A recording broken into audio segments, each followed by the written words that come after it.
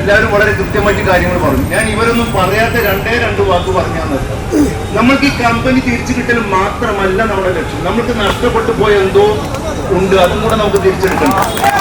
ഈ ജനങ്ങൾക്കിടയിൽ, നാട്ടുകാർക്കിടയിൽ, കുടുംബങ്ങൾക്കിടയിൽ നമ്മളെ ചെയ്യാത്ത കുറ്റത്തിന് ക്രൂശിച്ചവരുടെ മുന്നിൽ അഭിമാനിയായി നമ്മൾക്ക് നെഞ്ചു നിവർത്തി നടക്കേണ്ട ഒരു സാഹചര്യം നമ്മൾക്ക് വേണം. നമ്മളാരും ചതിക്കപ്പെട്ടവരല്ല, നമ്മളാരും പറ്റിച്ചിട്ടില്ല. അങ്ങനെ പറ്റിച്ചു എന്ന് പറയുന്നവരുടെ മുന്നിൽ എനിക്ക് പറയാനുള്ളത്, ഗവൺമെന്റിന്റെ എല്ലാ പ്രോട്ടോകോളും നോക്കി എല്ലാ അംഗീകൃത ലൈസൻസും വെച്ചിട്ട് പ്രവർത്തിച്ചിരുന്ന കമ്പനിയായിരുന്നു.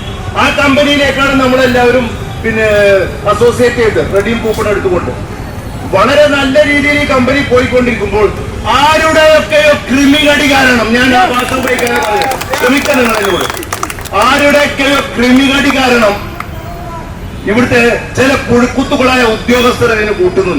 അതാണ് ഈ കമ്പനിക്ക് സംഭവിച്ചത്. ഇവിടെ ഷൈബി സാർ വളരെ കൃത്യമായിട്ട് പറഞ്ഞൂടെ, എന്താണെന്ന് പഠിക്കാതെ ഒരു പരാതി വന്നു, ഉടനെ സ്റ്റോപ്പ് ചെയ്തു, ഫ്രീസ് ചെയ്തു.